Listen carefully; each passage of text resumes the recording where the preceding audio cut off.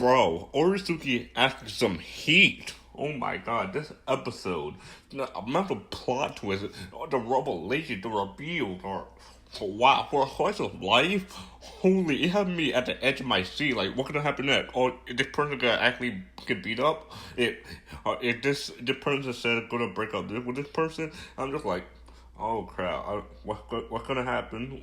What's gonna happen?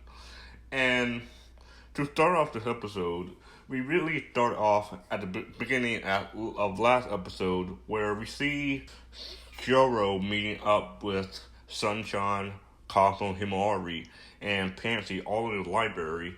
And Joro was kind of in a bit of a panic because he previously said his relationship with Pansy was just a normal student relationship. They don't really care for each other. And while Sunshine was there, he was thinking, did you lie to me? Because why would you meet a person that you don't like? It doesn't really make sense.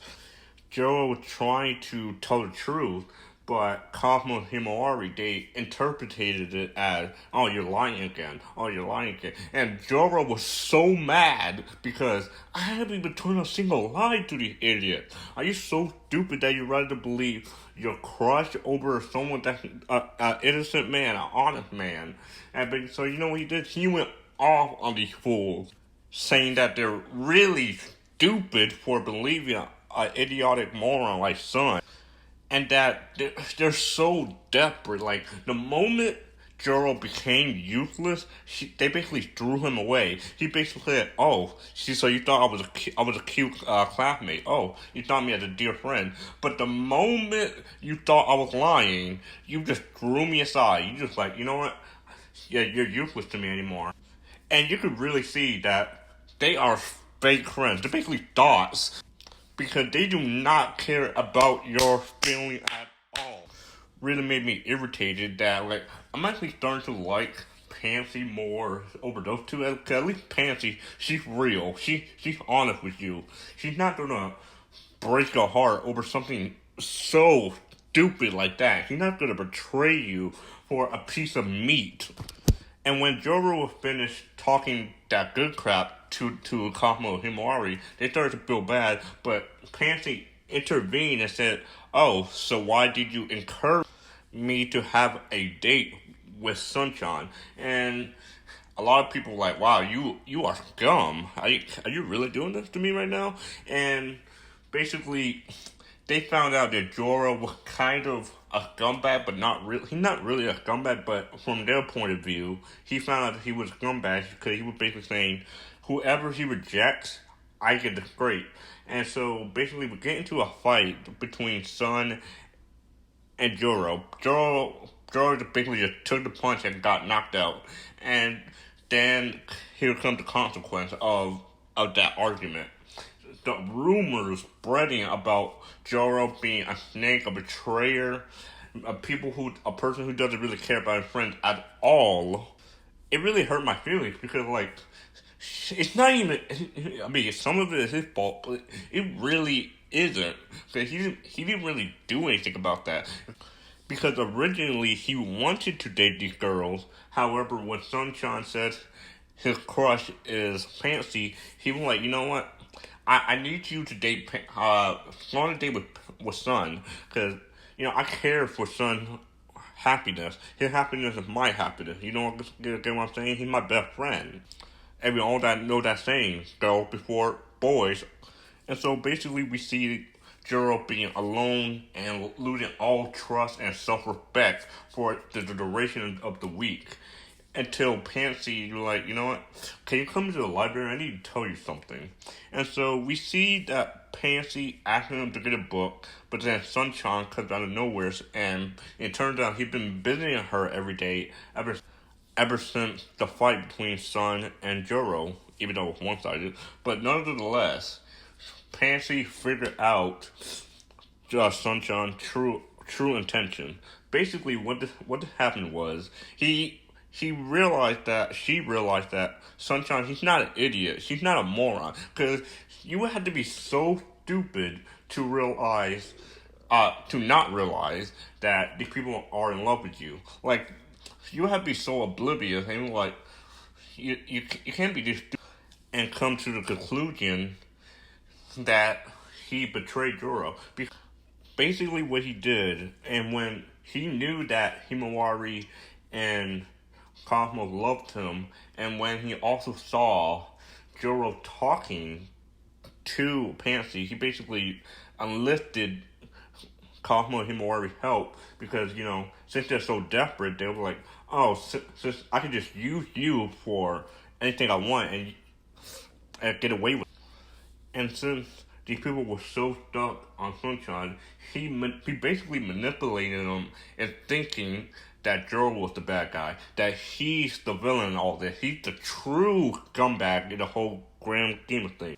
Making him look like the hero and saying, oh, since now I'm the hero, I can, get in there with Pansy. I can get in those DMs. But no, Pansy is way too smart and way too in love to Joro to fall for that bullcrap. And yes, Joro may be a prick at times, but however, you really gotta be a snake to betray the two girls that like you, like to betray their family, to make fun of their family, just to get for your own satisfaction, for your own attention, not even caring about them at all. That's way worse than Joro did. At least with Joro, he actually cared about Sunshine. He actually cared about his family. He put his friend's feelings before his own. That's a true MVP. That's a true best friend. And we see that Sunshine revealed that he'd been jealous of Joro the whole entire time because there was a girl that he liked in middle school, but however, he tried so hard to impress her, but the girl ended up liking Joro, and ever since that, he felt inferior to Joro and wanted to make him pay. And after he realized, since my personality, my rules have been discovered, I might as well do one last thing. Since he thought there was no one in the library, let me just put myself over Pansy, if you know what I mean. But Joro, like the shining knight armor that he is, he basically pulled Joro up and saying, I may be a scumbag, but you do not mess with this girl's feelings. You do not.